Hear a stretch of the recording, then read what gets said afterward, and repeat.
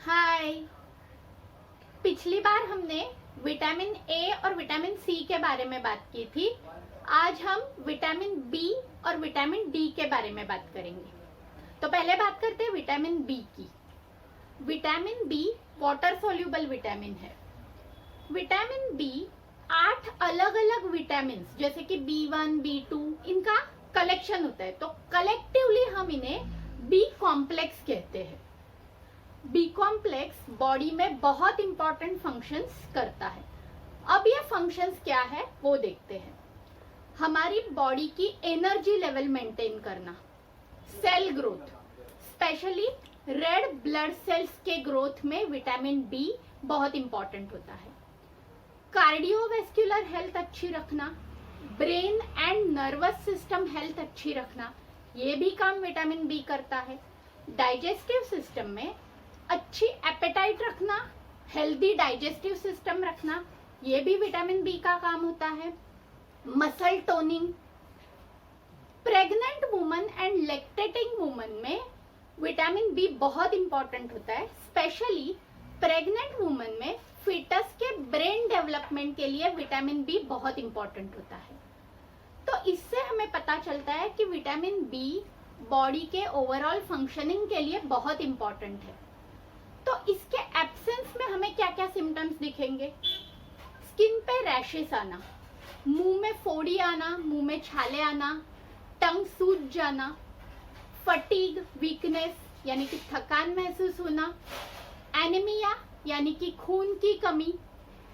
जैसे मैंने आपको कहा था कि विटामिन बी ब्रेन के फंक्शनिंग में भी बहुत इंपॉर्टेंट काम करता है, तो इसके एब्सेंस में हमें कंफ्यूजन, डिप्रेशन जैसे प्रॉब्लम्स भी हो सकते हैं।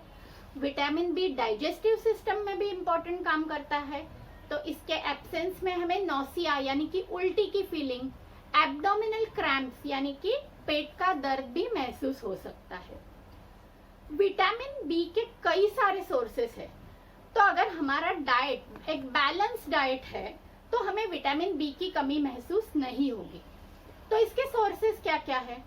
Milk, eggs, cheese, whole grain pulses, cereals. इसके अलावा नॉनवेज में chicken, fish, meat, soya products जैसे कि सोया मिल्क, अलग अलग सीड्स, नट्स, इससे भी हमें विटामिन बी मिलता है। इसके बावजूद अगर हमें विटामिन बी की कमी लगती है तो कई सारे बी कॉम्प्लेक्स के टैबलेट्स भी अवेलेबल है, जैसे कि बीकासुल, वो भी हम यूज कर सकते हैं। अब हम बात करते हैं विटामिन डी की। Vitamin D fat soluble vitamin है। विटामिन डी का सबसे इंपॉर्टेंट फंक्शन है बॉडी में कैल्शियम और फास्फोरस को एब्जॉर्ब करना। तो अगर हमारी बॉडी में इनफ कैल्शियम है लेकिन अगर विटामिन डी की कमी है तो हमारी बॉडी को इनफ कैल्शियम नहीं मिल पाएगा। इसके अलावा बॉडी की इम्यून सिस्टम अच्छी रखना, लंग्स एंड कार्डियोवैस्कुलर हेल्थ अच्छी रखना, brain and nervous system functioning अच्छा रखना, ये भी विटामिन डी के फंक्शंस है। इंसुलिन मैनेजमेंट में भी विटामिन डी बहुत इंपॉर्टेंट है। इसलिए डायबिटीज मैनेजमेंट के एंगल से सोचा जाए तो विटामिन डी बहुत इंपॉर्टेंट है। तो अगर हमारी बॉडी में विटामिन डी की कमी है तो हमें क्या क्या सिम्टम्स दिखेंगे, हम इसको मैच कर सकते हैं।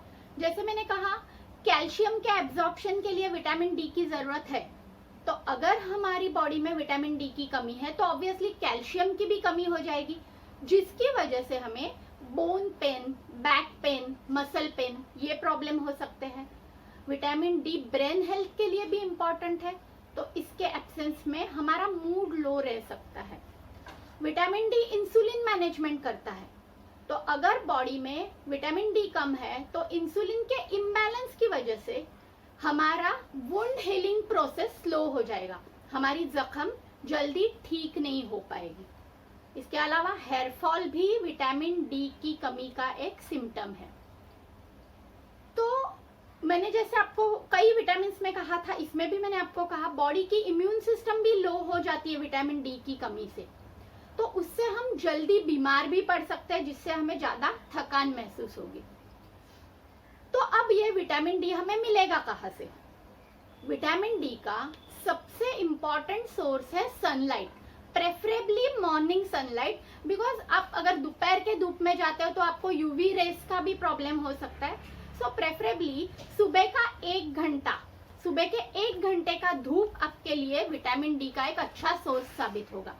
उसके अलावा फूड से भी हमें विटामिन डी मिलता है, जैसे कि egg yolk, fatty fish, cheese, mushroom, cereals and juices, fortified milk, इससे भी हमें विटामिन डी मिलता है।